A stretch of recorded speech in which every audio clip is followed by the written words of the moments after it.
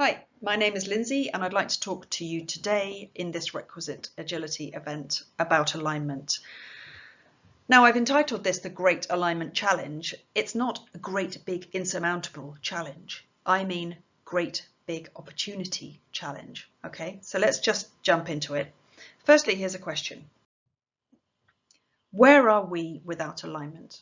Now, I ask that question because when you put it that way, it suddenly becomes a bit more fundamental. Alignment's got a little bit of a fluffy connotation to it. It's not fluffy at all. Let me get into it. So firstly, as I see it, the current crisis does indeed present possibilities for a new world. But the challenge that we're all facing, and the challenges we're all facing, have all been with us before. Health and safety, changing supply and demand, economic difficulties, employee retention, changing ways of working.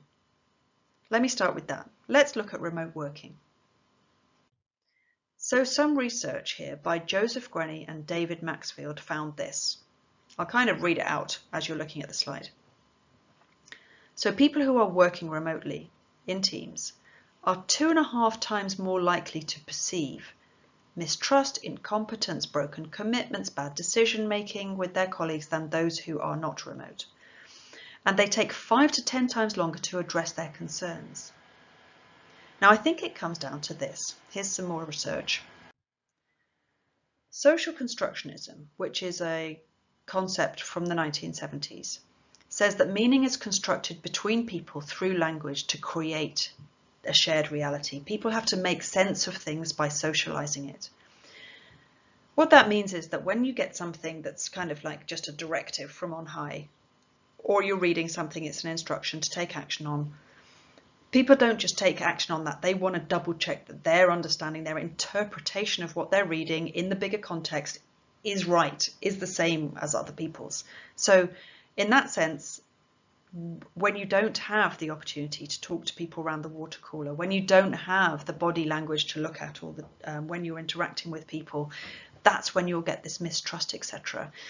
Now, I'm defining misalignment as conflict, fundamentally, in whatever area.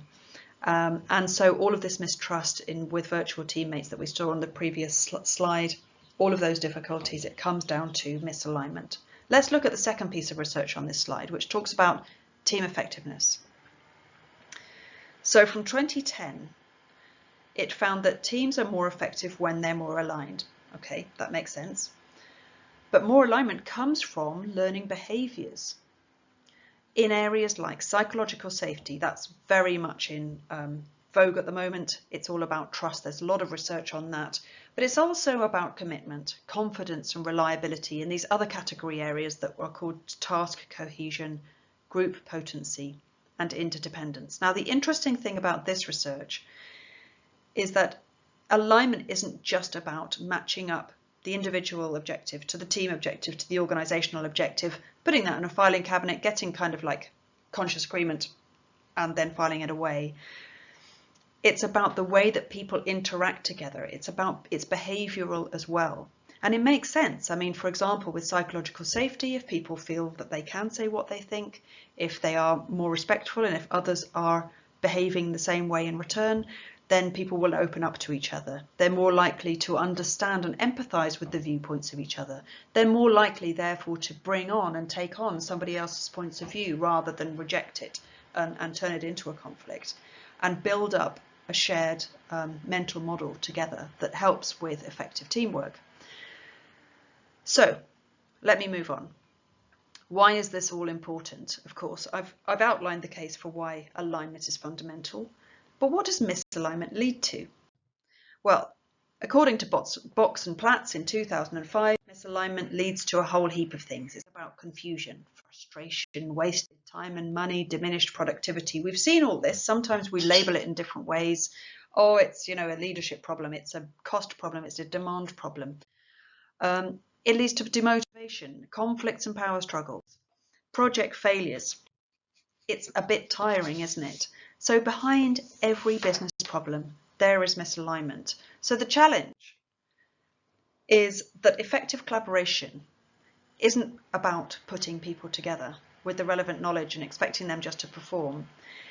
It's about having team members face the challenge of integrating their perspectives and collaborating. So integrating their different perspectives is about how they understand their shared challenges. It's about bringing in the diversity.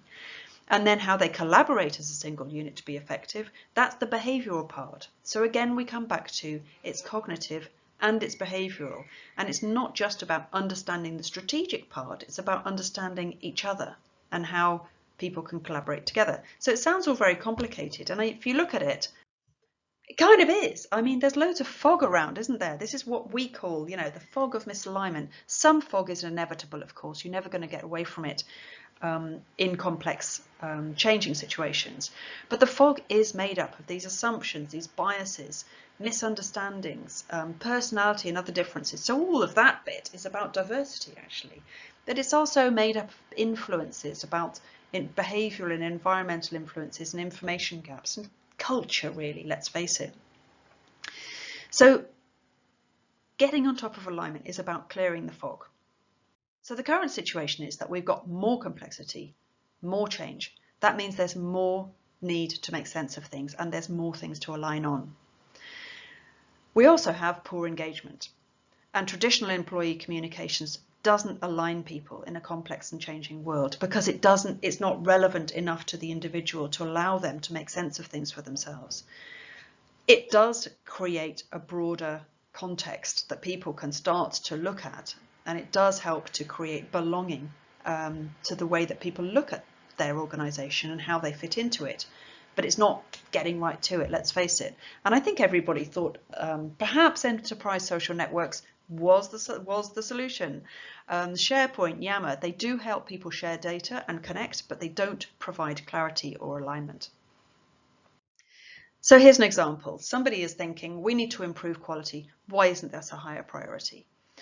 So if this person does not get the opportunity to share their views, A, they won't understand why it maybe isn't a higher priority and won't be, and they'll constantly be acting off their bias for higher priority. Every decision, every action that they take around this topic will be driven by this kind of jarring, I think something should be different. Maybe they'll get to influence. If they get to share, maybe they get to influence and quality will become a higher priority. But anyway, going back to the argument where this person does not get to share, the people that she wants to share with won't understand why there's a perspective there that could be taken into consideration. And they won't get to learn from that feedback. Okay, maybe this is, in your view, complicating things. Maybe it's making it more time consuming if everybody had to explain every thought. But it doesn't have to be like that. Bear with me. The reason why we need to look at this more seriously is because the future of work means that there will be more dispersed teams, more diverse teams, more short-term staff, more freelance staff, the gig economy. There's more demand for better, faster, cheaper, tailored stuff, and people will want quicker performance, accelerated learning, more innovation. And so alignment is the foundation of all of that. In the future, people won't really get the opportunity to even meet each other around a coffee machine. Let's face it, they'll be working in different parts of the world. So let's get on top of this now. One more example at a different level. We're going digital. That's a phrase that might echo around a boardroom. Maybe the board have had an entire workshop on that strategic piece and they know exactly what it means in their head. But as soon as those words leave that boardroom, they'll go down the troops. And if those troops are not properly engaged and aligned to that, it's just going to fall into all of those other typical things in the organisational space that is just ambiguous, confusing, unclear, etc. And that's what we want to get away from. Two more pieces of research. Neuroscience. This is from a book from Hilary Scarlett from 2016, but these concepts have been around for longer. Our brains are prediction machines and uncertainty makes us uncomfortable. Again, going back to, we need to make sense of things before we take action, but neuroscience tells us that if we don't have access to the facts, if we get these confusing messages down from the board, we make up the difference. We fill in the gaps and we provide ourselves with the most likely explanation in order to be able to move forward. Add to that the research from 2017 from Bush and Kenwood about conflicts, where they say that 80% of conflicts at work occur because of stories that people have made up about what is happening and why, and then used as the basis of actions. So this just shows how easy it is for misalignment to occur. But the basic truth is that people cannot be told to align. The command and control models of the past are, frankly, becoming less and less relevant because people need to make sense of things for themselves to fall into those shared mental models. So let's now get to grips with what alignment is really all about. It's not about agreement. It's about compatibility between people and taking on board different views, which means challenge, healthy challenge and discussion, so they can reach their shared goals better together. Alignment is to the strategy as well as between people. It's about cognition. It's about behavior. It's about things that people know about. And there's a lot under the surface of the water in that iceberg that people don't know about too. So, looking then at where we are with another simple truth. When people become aware of mental models that could serve them better through sharing with other people, they just switch to them. Now, it doesn't have to cost a lot. It doesn't have to take months, and it's not difficult. When people learn about how others see things, they build more empathy and understanding and open up to create more shared mental models so they can be more effective together.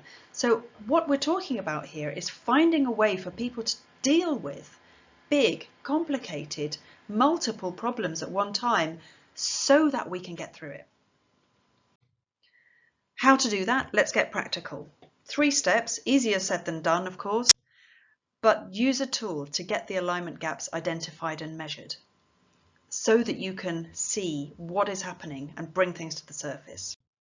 Share the data to bring awareness and recognition. Maybe I've been in the Netherlands too long, but basically putting things on the table, not making it personal, and getting constructive about things is much better than not facing them at all.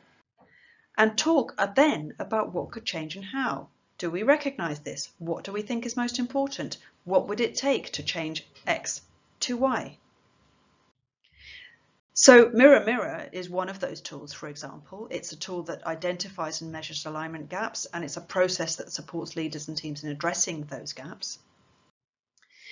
But I want to put to you that the image on the left here is out of date, where people just used to report to their leader, and their leader was responsible for helping them get the job done by guiding them and telling them what needs to be done. So alignment today is more like the image on the right. It's where people are connected with each other, where they can socialize things and make sense of things for themselves in their own way, where they can trust each other, where they can learn, and they can build team effectiveness from the bottom up as well as the top down. So alignment is to the strategy and between people. That's my main message. And I want to come back to the question, where are we then without alignment?